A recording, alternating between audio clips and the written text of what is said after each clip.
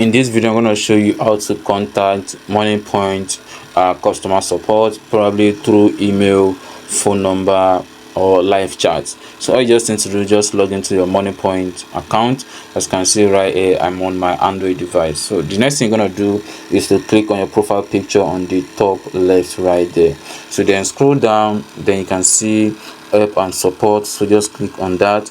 Then this page is going to load for you. So on this first option right there, you can see live web chat. The second one is the WhatsApp.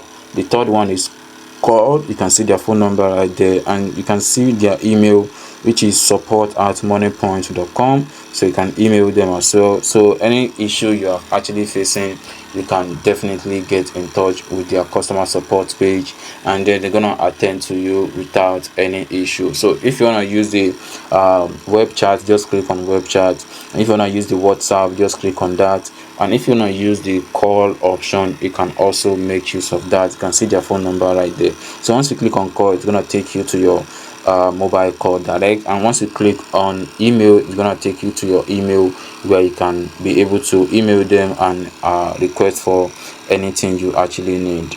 And you can also chat them on social media as well, on Twitter, Instagram, and Facebook.